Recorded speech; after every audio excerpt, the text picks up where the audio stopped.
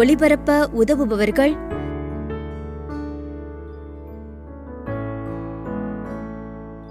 Joe குடும்பத்தினர், சென்னை. அன்னை மரியின் பரிந்துரை வழியாக இறைவன் குடும்பத்திற்கு செய்த அனைத்து நன்மைகளுக்கு நன்றியாகவும், குடும்ப கருத்துக்கள் நிறைவேறவும், குடும்பத்தினரின் உடல் நலனுக்காகவும் மற்றும் வளர்ச்சிக்காகவும் வேண்டி தந்தை மகன் தூய ஆவியாரின் பெயராலே ஆமென். நம் ஆண்டவராகிய இயேசு கிறிஸ்துவின் அருளும் கடவுளின் அன்பும் தூய ஆவியாரின் நட்புறவும் உங்கள் அனைவரோடும் இருப்பதாக. உம்மான்மாவோடும் இருப்பதாக. இயேசுவில் பேரன்புக்குரிய சகோதர சகோதரிகளே, கடவுளுக்கு எதிராக அநீதி செயல்களை நாம் செய்யும் பொழுது கடவுள் ஒருபோதும் பொறுத்து கொள்வதில்லை.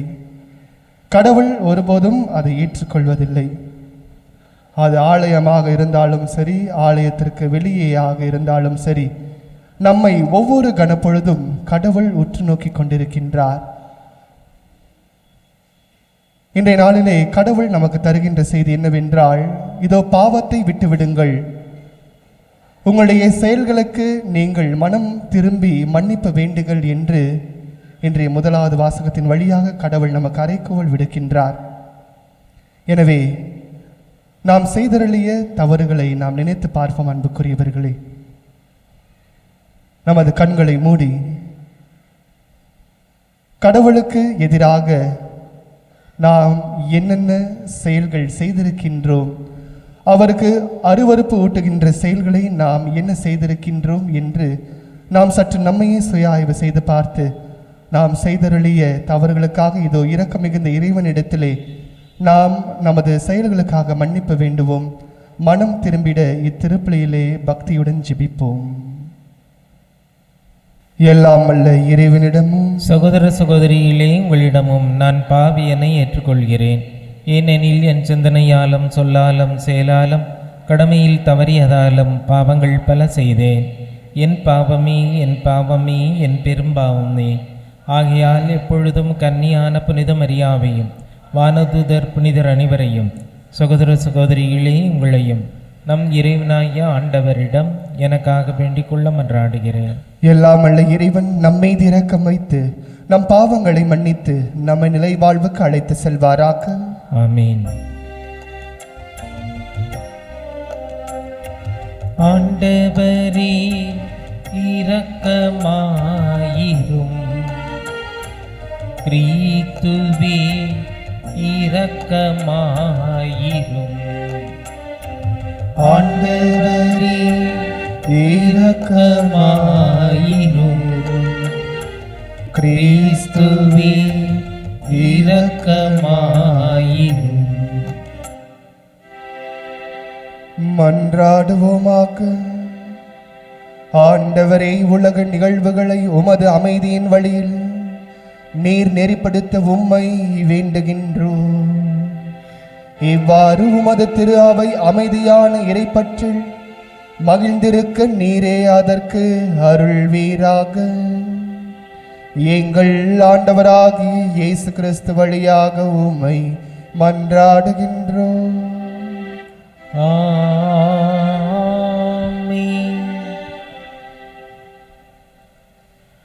சீராக்கின் ஞான நூலிலிருந்து வாசகம். அதிகாரம் 17, இறை வார்த்தைகள் 20 முதல் 29 முடிய. மனிதர்களுடைய அநீதியான செயல்கள் ஆண்டவருக்கு மறைவாய் இருப்பதில்லை. அவர்களின் பாவங்கள் அனைத்தையும் ஆண்டவர் அறிவார். ஆண்டவர் நல்லவர், அவர் தம் படைப்புகளை அறிவார். அவற்றை அவர் விட்டுவிடுவதில்லை, கைவிடுவதும் இல்லை, மாறாக பாதுகாத்தார். மனிதர் செய்யும் தர்மங்கள் அவருக்கு கருணையாய் போல் திகழ்கின்றன. அவர்கள் புரியும் அன்பு செயல்கள் அவருக்கு கண்மணி போல் விளங்குகின்றன. பின்னர் அவர் எழுந்து அவர்களுக்கு கைமாறு செய்வார். அவர்களுக்கு சேர வேண்டிய வெகுமதியை அவர்கள் தலைமேல் பொழிவார். இருப்பினும் மனம் வருந்துவோரை தம்பால் ஈர்த்து கொள்கிறார். நம்பிக்கை இழந்தோரை ஊக்குவிக்கின்றார். ஆண்டவரிடம் திரும்பி வாருங்கள், பாவங்களை விட்டு விலகுங்கள், அவர் திருமுன் வேண்டுங்கள், குற்றங்களை குறைத்து கொள்ளுங்கள், உன்னத இறைவனிடம் திரும்பி வாருங்கள், அநீதியை விட்டு விலகி செல்லுங்கள், அவர் அருவருப்பதை அடியோடு வெறுத்து விடுங்கள். வாழ்வோர் உன்னத இறைவனுக்கு நன்றி செலுத்துகின்றனர். ஆனால் கீழ் உலகில் அவரது புகழை யாரோ பாடுவர். உயிர் வாழாதவர் போன்று இறந்தவர்களும் அவர்களுக்கு நன்றி செலுத்துவதில்லை. நலத்துடன் உயிர் வாழ்வோரோ அவரை போற்றுகின்றனர். ஆண்டவரின் இரக்கம் எத்துணை பெரியது! அவரிடம் மனம் திரும்புவோருக்கு அவர் அளிக்கும் மன்னிப்பு எத்துணை மேலானது. ஆண்டவரின் அருள்வாக்கு. இறைவனுக்கு நன்றி. திருப்பாடல் உங்கள் பல்லவி. நீதிமான்களை ஆண்டவரை முன்னிட்டு அகமகிழுங்கள். நீதிமான்களே, ஆண்டவரை முன்னிட்டு அகமகிழுங்கள். எவரது குற்றம் மன்னிக்கப்பட்டதோ, எவரது பாவம் மறைக்கப்பட்டதோ அவர் பேறு பெற்றவர். ஆண்டவர் எந்த மனிதரின் தீச்செயலை எண்ணவில்லையோ, எவரது மனதில் வஞ்சகம் இல்லையோ அவர் பேறு பெற்றவர். பல்லவி. நீதிமான்களே, ஆண்டவரை முன்னிட்டு அகமகிழுங்கள்.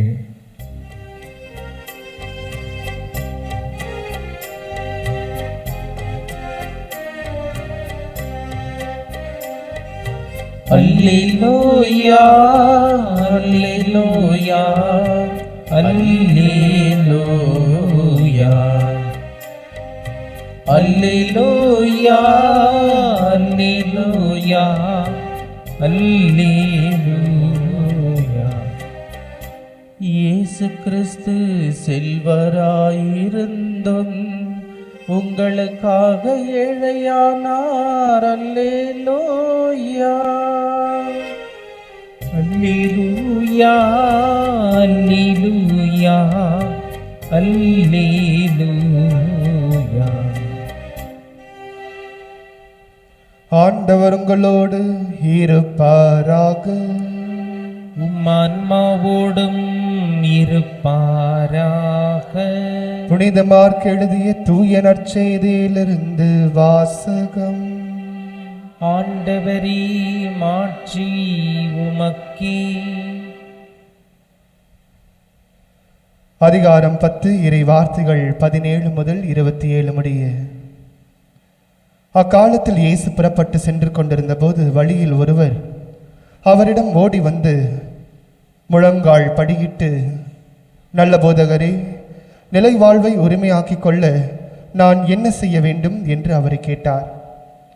அதற்கு இயேசு அவரிடம், நான் நல்லவன் என ஏன் சொல்கிறீர்? கடவுள் ஒருவரை தவிர நல்லவர் எவரும் இல்லையே. உமக்கு கட்டளைகள் தெரியும் அல்லவா? கொலை செய்யாதே, விபச்சாரம் செய்யாதே, களவு செய்யாதே, பொய் சான்று சொல்லாதே, வஞ்சித்து பறிக்காதே, உன் தாய் தந்தையை மதித்து நட என்றார்.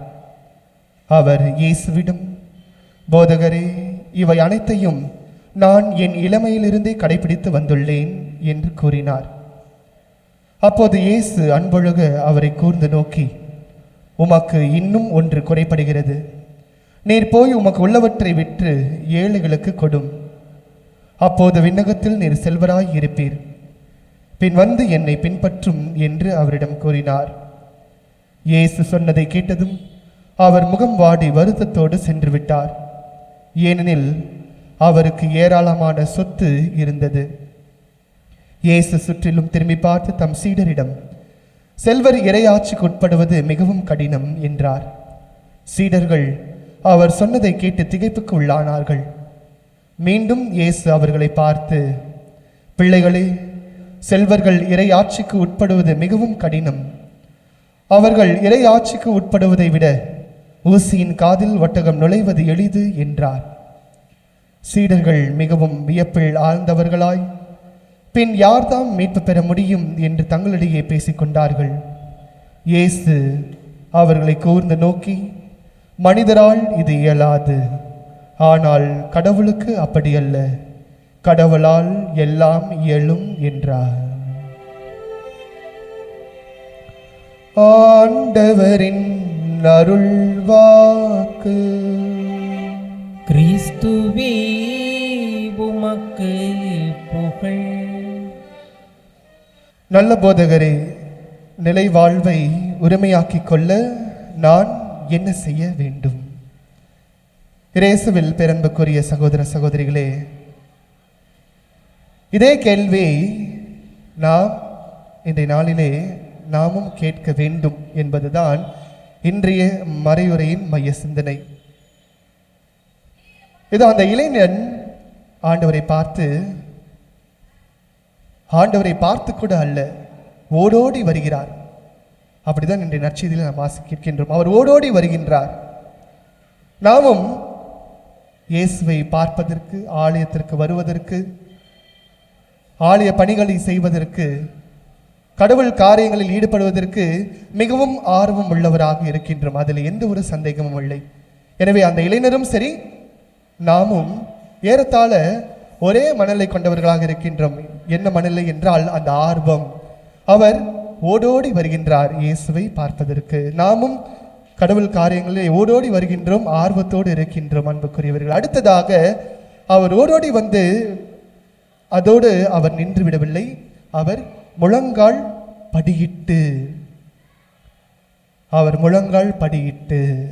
இந்த முழங்கால் படியிட்டு என்கின்ற அவருடைய செயல் அவருடைய தன்னடக்கத்தை அது முன்குறித்து காட்டுகின்றது.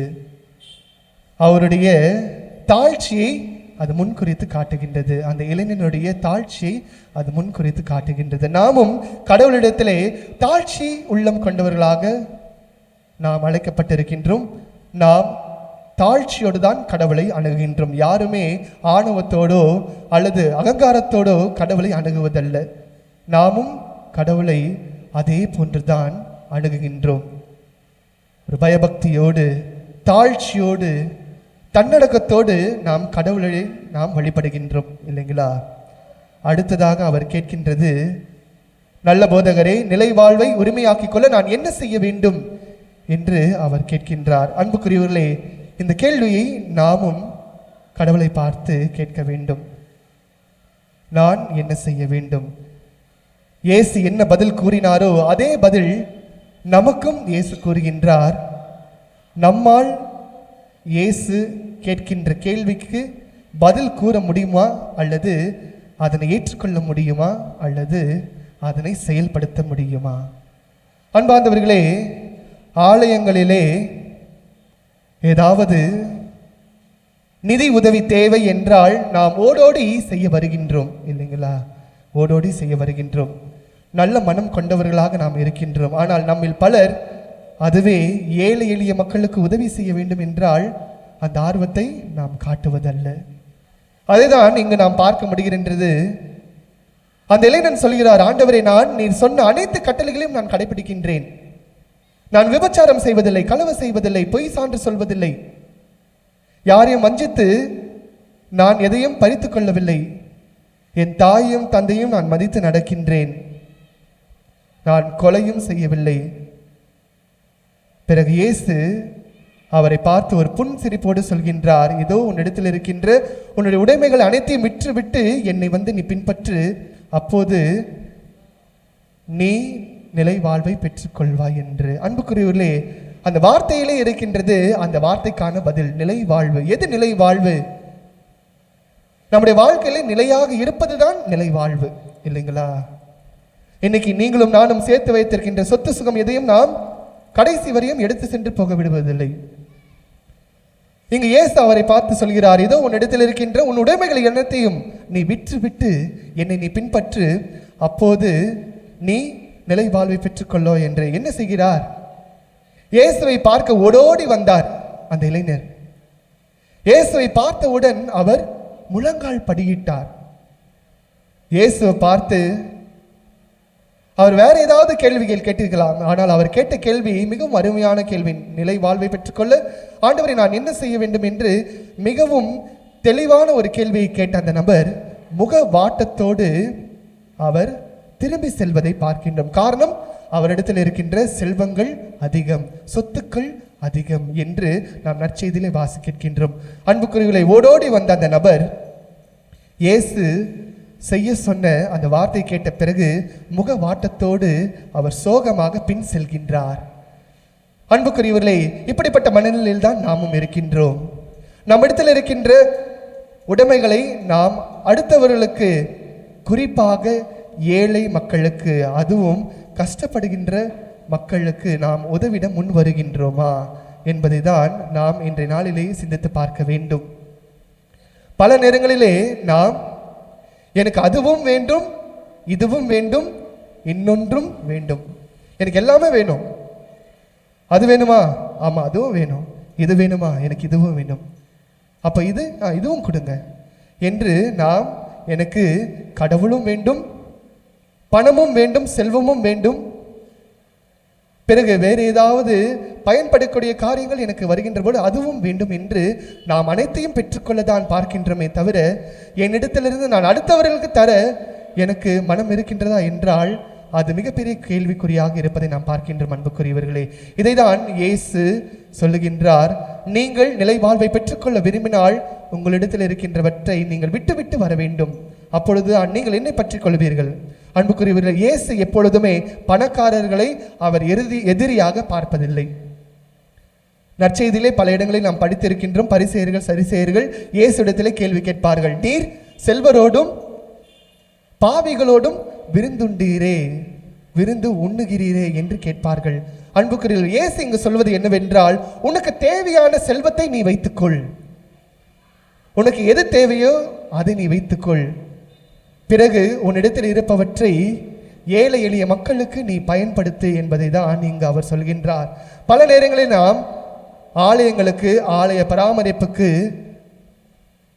தேவையில் இருக்கின்ற ஆலய செலவுக்கு நாம் தருகின்ற அதே ஆர்வம் ஏன் நம்மிடத்திலே ஏழை எளிய மக்களுக்கு தர முன் வருவதில்லை? அன்புக்குரியவர்களே, ஒரு கல்வி நிதி உதவியாக இருக்கட்டும் அல்லது திருமண நிதி உதவியாக இருக்கட்டும், நமக்கு நன்கு தெரிந்த நமது அன்பியத்தில் கஷ்டப்படுகின்ற குடும்பங்களாக இருக்கட்டும், அல்லது நமது வீடுகளிலே பணி செய்கின்ற பணியாளர்களுடைய குடும்பங்களாக இருக்கட்டும், ஒரு ஆலயத்திற்கு எனக்கு தர இருக்கின்ற அந்த ஆர்வம், அதே ஆர்வம் இல்லாதவர்களுக்கு, ஏழை எளிய மக்களுக்கு, என்னுடைய இல்லத்திலே பணி செய்கின்ற பணியாளர்களுக்கு, எனக்கு நன்கு தெரியும் கஷ்டப்படுகிறார்கள் என்று அவர்களுக்கு நாம் தர முன் வருகின்றோமா? அவ்வாறு தரக்கூடிய அந்த மனப்பக்குவம் இல்லை என்றால், அன்புக்குரியவர்களே, இதோ முகவாட்டத்தோடு செல்லுகின்ற அந்த இளைஞரை போடுதான் நீங்களும் நானும். கடவுளுடைய கட்டளைகள் அனைத்தையும் நாம் கடைபிடிக்கலாம். ஆனால் கடவுள் சொல்கின்றார், இயேசு சொல்கிறார், இதோ உன்னிடத்திலே இன்னும் ஒரு குறைபாடு உண்டு. அது என்னவென்றால், உன்னிடத்தில் இருக்கின்ற சொத்து சுகங்களை அனைத்தையும் நீ விட்டுவிட்டு நீ என்னை பின்பற்று என்று. இயேசுவில் பிரியமானவர்களே, பெரிய அந்தோனியார் அவர்கள் இந்த நற்செய்தியை கேட்கின்றார். என்ன செய்தார் தெரியுங்களா? பெரிய அந்தோனியார் அவர்கள் இந்த நற்செய்தியை கேட்ட பிறகு தன்னிடத்தில் இருக்கின்ற அனைத்து சொத்து சுகங்களையும் விட்டுவிட்டு அவர் பாலை நிலத்திற்கு துறவியாக அவர் செல்லுகின்றார். அன்புக்குரியவர்களே, அந்த அளவுக்கு நம்மிடத்தில் இருக்கின்ற அனைத்தையும் அடுத்தவர்கள் கொடுத்து விட்டு நாம் வெளியே வர வேண்டும் என்று சொல்லவில்லை. நம்மிடத்தில் இருக்கின்ற அதிகப்படியான செல்வங்கள், செல்வ செழிப்புகளை நாம் அடுத்தவர்களோடு, அதுவும் இல்லாதவர்களோடு, ஏழை எளிய மக்களோடு பகிர்ந்து கொள்ளக்கூடிய மனப்பக்குவம் கொண்டவர்களாக இருக்கின்றோமா என்று சிந்தித்து பார்க்க இன்றைய நாளிலே இன்றைய வாசங்கள் நமக்கு அழைப்பு விடுக்கின்றன. அவ்வாறு நாம் செய்யவில்லை என்றால் நாம் நிலை வாழ்வை பெற்றுக்கொள்ள தகுதியுள்ளவர்கள் இல்லை. நிலை வாழ்வை பெற்றுக்கொள்ள நாம் தகுதி கொண்டவராக இருக்க வேண்டுமா? ஆண்டவரே, எனக்கு விண்ணேற்றம் வேண்டும், ஆண்டவரே நான் நல்லவராக இருக்க வேண்டும் என்று நாம் விரும்புகின்றோம் என்றால், முதலிலே நாம் இயேசு சொல்கின்ற அந்த கட்டளைகளை நாம் சரிவர கடைபிடிக்கின்றோமா என்று சிந்தித்து பார்க்க வேண்டும். அந்த இளைஞர் சொல்கிறார், ஆண்டவரே, நீர் சொன்ன அனைத்து கட்டளைகளும் நான் என்னுடைய இளமை காலத்தில் முதலிருந்து நான் கடைபிடித்து வருகின்றேன். என் தாய் தந்தையை நான் மதித்து நடக்கின்றேன். நாம் நம்முடைய பெற்றோரை மதித்து நடக்கின்றோமா? நான் யாரையும் வஞ்சித்து எதையும் பறிக்கவில்லை. அன்புக்குரியவர்களே, நாம் நம்மையே கேள்வி கேட்போம். நாம் எதையாவது யாரிடத்திலாவது வஞ்சித்து பறித்து கொண்டிருக்கின்றோமா? அது பொருளாக இருக்கட்டும், அடுத்தவர்களிடத்திலிருந்து கேட்கக்கூடிய கேள்விகளாக இருக்கட்டும், வார்த்தைகளாக இருக்கட்டும், நாம் அடுத்தவர்களை வஞ்சித்து பறித்து கொண்டிருக்கின்றோமா? பொய் சொல்லாமல் இருக்கின்றோமா? மிக முக்கியமானது. ஒவ்வொரு நாளும் ஏதாவது ஒரு கனப்பொழுதிலே ஏதாவது ஒன்று நாம் பொய் சொல்லிக் கொண்டே இருக்கின்றோம். பொய் சொல்லாமல் இருக்கின்றோமா? களவு செய்யாமல் இருக்கின்றோமா? விபச்சாரம் செய்யாமல் இருக்கின்றோமா?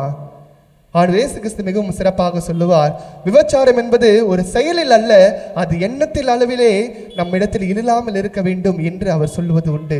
விபச்சாரம் செய்யாமல் இருக்கின்றோமா? நம்முடைய எண்ணங்கள் அளவிலே நாம் தவறான எண்ணங்களை நாம் கொண்டிருக்கின்றோம். அன்புக்குரியவர்களே, இறுதியாக கொலை செய்யாமல் இருக்கின்றோமா? நம்முடைய வார்த்தைகளின் வழியாக ஒவ்வொருவரையும் நாம் குத்தி அவர்களுடைய உயிரை நாம் எடுத்துக்கொண்டிருக்கின்றோம். இவ்வாறு இயேசு சொன்ன அனைத்து கட்டளைகளையுமே நாம் கடைபிடிக்காமல் இருக்கின்ற பொழுது அந்த இளைஞர் சொல்கிறார், ஆண்டவரே, நான் இவை அனைத்தையும் கடைபிடிக்கின்றேன் என்று சொன்ன பிறகு இயேசு சொல்கின்றார், உன்னிடத்தில் இன்னும் ஒன்று குறைபாடு இருக்கின்றது, அது உன்னுடைய சொத்து சுகங்களை நீ விற்றுவிட்டு என்னை பின்பற்று என்று. அன்புக்குரிய நிலை வாழ்வை பெற்றுக்கொள்ள வேண்டும் என்றால் இயேசு சொல்கின்ற அனைத்து கட்டளைகளையும் நாம் கடைபிடிக்க வேண்டும். மிகவும் முக்கியமாக நாம் எதை அதிகப்படியாக நாம் ஆசைப்படுகின்றோமோ அதை நாம் துறந்து விட வேண்டும். அது நகைகளாக இருக்கட்டும், நிலங்களாக இருக்கட்டும், என்னிடத்தில் இருக்கின்ற பணங்களாக இருக்கட்டும், என்னிடத்தில் இருக்கின்ற பொருட்களாக இருக்கட்டும், இவை அனைத்தையும் நாம் விட்டுவிட்டு சுயநலம் இல்லாத மனிதர்களாக ஏழை எளிய மக்களுக்கு நாம் உதவிட முன் வருவோம். கடவுள் இதை தான் எதிர்பார்க்கின்றார். நாம் இவ்வாறு செய்கின்ற பொழுது அந்த இளைஞரை போல நாமும் நிலைவாழ்வை பெற்றுக்கொள்வோம். இத்தகைய வரத்திற்காக நாம் இத்திருப்பலியிலே மன்றாடுவோம். ஆமென்.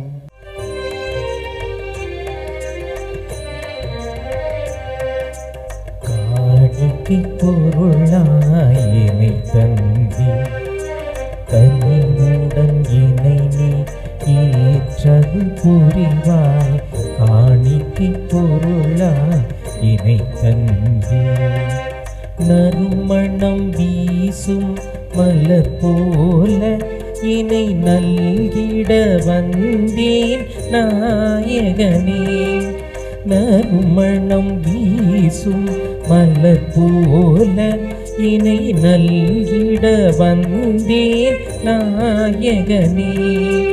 பாசமும் நேசமும் பார்வையிலே அதை பாதையாய் கொண்டிட வந்துவிட்டேன், என்னை தந்துவிட்டேன். சகோதர சகோதரிகளை, என்னுடையதும் உங்களதுமான இப்பள்ளி எல்லாமல்ல தந்தையாக இறைவனுக்கு ஏற்றதாகும்படி மன்றாடுங்கள். ஆண்டவர் தமது பெயரின் புகழ்ச்சிக்காகவும் ஆட்சிக்காகவும் நமது நன்மைக்காகவும் புனித திரு அவை அனைத்து நலனுக்காகவும் உமது கையிலிருந்து இப்பள்ளியை ஏற்றுக்கொள்வாராக. இறைவா, உமது பெயருக்காக நாங்கள் ஒப்புக் கொடுக்கும் இறைப்பற்றுள்ள பணியின் காணிக்கைகளை நீரை எங்களுக்கு அளித்துள்ளீர். அதனால் இத்திருப்பலியிலிருந்து நாங்கள் பேறு பயன்களை அடைவதோடு முடிவில்லா கைமாற்றையும் பெற்றிட கனிவுடன் அருள்வீராக. எங்கள் ஆண்டவராகிய இயேசு கிறிஸ்து வழியாக உம்மை மன்றாடுகின்றோம். ஆண்டவர் உங்களோடு இருப்பாராக, ஆன்மாவோடும் இருப்பாராக. இதயங்களை மேலே எழுப்புங்கள். ஆண்டவரிடம் எழுப்பியுள்ளோம். நம் இறைவனாகிய ஆண்டவருக்கு நன்றி கூறுவோம். அது தகுதியும் நீதியும் ஆனதே. ஆண்டவரே, தூயவரான தந்தையே, என்றுமுள்ள எல்லாமல்ல இறைவா, எந்நாளும் எவ்விடத்திலும் நாங்கள் உமக்கு நன்றி செலுத்துவது மெய்யாகவே தகுதியும் நீதியுமாகும், எங்கள் கடமையும் மீட்புக்குரிய செயலுமாகும். ஏனெனில் எங்கள் புகழரை உமக்கு தேவையன்று, ஆயினும் நாங்கள் உமக்கு நன்றி செலுத்துவது உமது அருள் கொடையாலேயே. நாங்கள் உம்மை புகழ்ந்துரைப்பது உமது மாட்சியை மிகுதிப்படுத்தாதது. ஏனெனும் எங்கள் ஆண்டவராகிய கிறிஸ்து வழியாக நாங்கள் மீட்பு அடைய பயன்படுகின்றது. ஆகவே வானத்துத திரளோடு ஒன்று சேர்ந்து நாங்களும் உம்மை புகழ்ந்தேத்தி மகிழ்ச்சியுடன் அறிக்கையிட்டு சொல்வதாவது: தூயவர் தூயவர் தூயவர், வான்படைகளின் கடவுளாம் ஆண்டவர். விண்ணகமும் மண்ணகமும் உமது ஆட்சியால் நிறைந்துள்ளன. உன்னதங்களிலே ஓசன்னா. ஆண்டவர் பேரால் வருகிறவர் ஆசி பெற்றவர். உன்னதங்களிலே ஓசன்னா.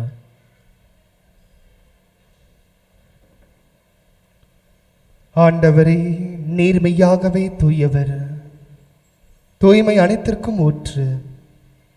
ஆகவே உம்முடைய ஆவியை பொழிந்து இக்காணிக்கைகளை தூய்மைப்படுத்த உம்மை வேண்டுகின்றோம். இவ்வாறு எங்கள் ஆண்டவர் இயேசு கிறிஸ்துவின் உடலும் இரத்தமுமாக்க எங்களுக்கு இவை மாறுவனவாக்க. அவர் பாடுபடவுளம் கனிந்து தம்மை கையளித்த போது அப்பத்தை எடுத்து நன்றி செலுத்தி அதை பிட்டு தம் சீடரில் கழித்து அவர் கூறியதாவது: அனைவரும் இதிலிருந்து பெற்று உண்ணுங்கள், ஏனெனில் இது உங்களுக்காக கையளிக்கப்படும் என் உடல்.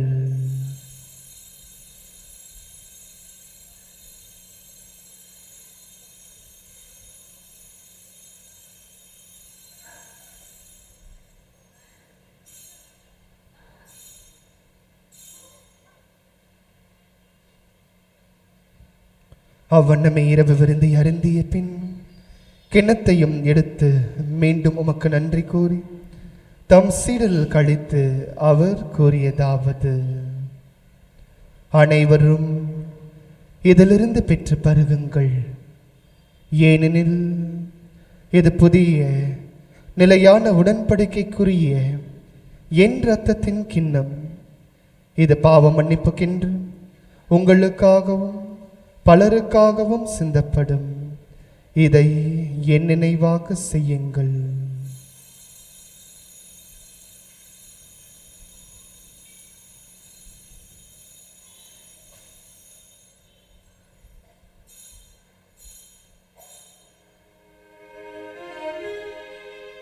நம்பிக்கையின் மறை பொருள்.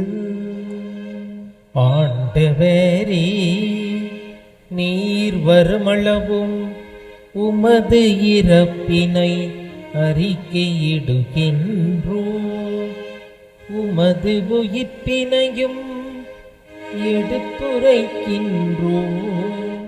ஆகவே ஆண்டவரே, நாங்கள் கிறிஸ்துவின் இறப்பினையும் உயிர்ப்பினையும் நினைவு கூர்ந்து வாழ்வு தரும் அப்பத்தையும் மீன்பளிக்கும் கிண்ணத்தையும் உமக்கு ஒப்புக் கொடுக்கின்றோம். திரும்ப நின்று உமக்கு ஊழியம் புரிய தகுந்தவர்கள் என எங்களை ஏற்றுக்கொண்டீர். எனவே உமக்கு நன்றி செலுத்துகின்றோம். மேலும் கிறிஸ்துவின் உடலிலும் இரத்தத்திலும் பங்கு கொள்ளும் எங்களை தூய ஆவியார் ஒன்று சேர்க்க வேண்டும் என உம்மை தாழ்மையுடன் மன்றாடுகின்றோம். ஆண்டவரே, உலகெங்கும் பரவியிருக்கும் உமது திரு அவை நினைவு கூர்ந்தருளும். எங்கள் திருத்தந்தை பிரான்சிஸ், எம்பேராயர் ஜார்ஜ், எல்லா திருநிலையினர் ஆகிய அனைவரோடும் உமது திரு அவை அன்பில் நிறைவு பெற செய்தருளும். மேலும் உயிர்த்தெழும் எதிர்நோக்குடன் துயில் கொள்ளும் எங்கள் சகோதர சகோதரிகளையும் இறந்தோர் அனைவரையும் இரக்கத்துடன் நினைவு கூர்ந்து உமது திருமுக ஒளியினுள் ஏற்றருளும். எங்கள் அனைவர் மீதும் இரக்கமாயிரும். கடவுளின் கன்னித்தாயான புனித மரியா, அவருடைய துணையாளரான புனித யோசேப்பு, புனித திருத்தூதர்கள், இவ்வுலகில் உமக்கு உகந்தவராய் இருந்தோர் ஆகிய புனிதர் அனைவருடனும் நாங்கள் நிலை வாழ்வில் பங்கு கொள்ளும் தகுதி பெற்று திருமகன் இயேசு கிறிஸ்து வழியாக உம்மை புகழ்ந்தேத்து மறுமருள உம்மை மன்றாடுகின்றோம்.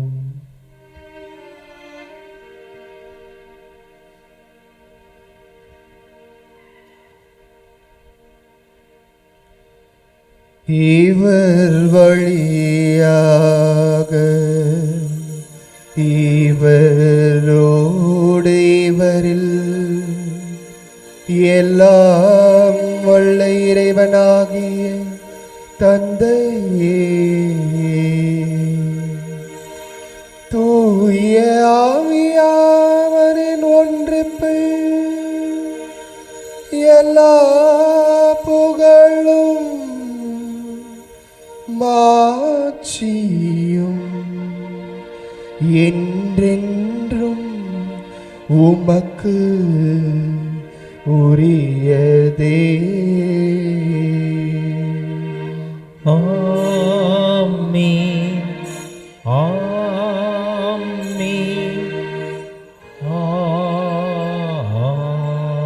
ஆமென். மேற்பரின் கட்டளையால் கற்பிக்கப்பட்டு இறை படிப்படியினால் பயிற்சி பெற்ற நாம் அனைவரும் துணிந்து ஜெபிப்போம். விண்ணுலகில் இருக்கின்ற எங்கள் தந்தையே, உமது பெயர் தூயது என போற்ற பெறுக. உமது ஆட்சி வருக. உமது திருவுளம் விண்ணுலகில் நிறைவேறுவது போல மண்ணுலகிலும் நிறைவேறுக. எங்கள் அன்றாட உணவை இன்று எங்களுக்கு தாரும். எங்களுக்கு எதிராக குற்றம் செய்வோரை நாங்கள் மன்னிப்பது போல எங்கள் குற்றங்களையும் மன்னியும். எங்களை சோதனைக்கு உட்படுத்தாதேயும், தீமையிலிருந்து எங்களை விடுவித்தருளும். ஆண்டவரே, தீமை அனைத்திலுமிருந்தும் எங்களை விடுவித்து எங்கள் வாழ்நாளில் அமைதியை கனிவுடன் அருள உம்மை மன்றாடுகின்றோம். உமது இரக்கத்தின் உதவியால் நாங்கள் பாவத்திலிருந்து எப்போதும் விடுதலை பெற்று யாதொரு கலக்கமும் இன்றி நலமாய் இருப்போமாக. நாங்கள் எதிர்நோக்கி இருக்கும் பேரின்பத்திற்காகவும் எம் மீட்பராக இயேசு கிறிஸ்துவின் வருகைக்காகவும் காத்திருக்கின்றோம். ஏனெனில் ஆட்சியும் வல்லமையும் ஆட்சியும் என்றென்றும் அதே. ஆண்டவர் இயேசு கிறிஸ்துவே, அமைதியை உங்களுக்கு விட்டு செல்கின்றேன், என் அமைதியை உங்களுக்கு அளிக்கின்றேன் என்றும் திருத்துதலுக்கு மொழிந்தீரே. எங்கள் பாவங்களை பாராமல் உமது திரு அவை நம்பிக்கையை கண்ணோக்கி உமது திருவுளத்திற்கேற்ப அதற்கு அமைதியும் ஒற்றுமையும் அளித்தருள்வீராக. என்றென்றும் வாழ்ந்து ஆட்சி செய்கின்றவர் நீரே. ஆமென். ஆண்டவருடைய அமைதி உங்களோடு என்றும் இருப்பதாக, ஆன்மாவோடும் இருப்பதாக. ஒருவருக்கொருவர் அமைதியை நாம் பகிர்ந்து கொள்வோம். உலகின் பாவங்களை போக்கும் இறைவனின் செம்மறியே, எங்கள் மேல் இரக்கமாயிரும். உலகின் பாவங்களை போக்கும் இறைவனின் செம்மறியே, எங்கள் மேல் இரக்கமாயிரும். உலகின் பாவங்களை போக்கும் இறைவனின் செம்மறியே, எங்களுக்கு அமைதியை அளித்தருளும்.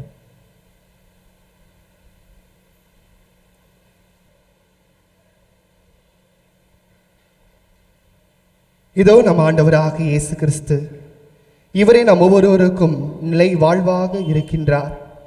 இவரை பெற்றுக்கொள்ள இங்கு வந்திருக்கின்ற நாம் ஒவ்வொருவரும் பேறு பெற்றோம்.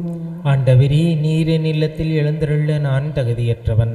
ஆனால் ஒரு வார்த்தை மட்டும் சொல்லியிருளும், எனது ஆன்மா நலமடையும். மன்றாடுவோமாக. ஆண்டவரே, மீட்பு அளிக்கும் கொடைகளால் நிறைவு பெற்ற நாங்கள் உமது இரக்கத்தை இறைஞ்சி கேட்கின்றோம். அதனால் இம்மை வாழ்வில் எங்களுக்கு ஊட்டம் அளிக்கும் இந்த அருள் அடையாளத்தால் நாங்கள் முடிவில்லா வாழ்வில் பங்கேற்க கனிவுடன் அருள்வீராக. எங்கள் ஆண்டவராகி இயேசு கிறிஸ்து வழியாக உம்மை மன்றாடுகின்றோம். ஆமென். ஆண்டவர் உங்களோடு இருப்பாராக. உம்மான்மாவோடும் இருப்பாராக. எல்லாம் வல்ல இறைவன் தந்தை, மகன், தூயாவியானவர் உங்கள் அனைவரும் நிறைவாக ஆசீர்வதிப்பாராக. நிலை வாழ்வை உரிமை கொள்ள சென்று வாருங்கள். திருப்பலி நிறைவேறிற்று. இறைவனுக்கு நன்றி.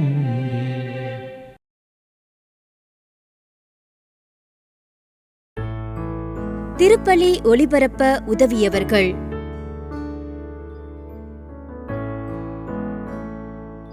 ஜோ குடும்பத்தினர், சென்னை. அன்னை மரியின் பரிந்துரை வழியாக இறைவன் குடும்பத்திற்கு செய்த அனைத்து நன்மைகளுக்கு நன்றியாகவும், குடும்ப கருத்துக்கள் நிறைவேறவும், குடும்பத்தினரின் உடல் நலனுக்காகவும் மற்றும் வளர்ச்சிக்காகவும் வேண்டி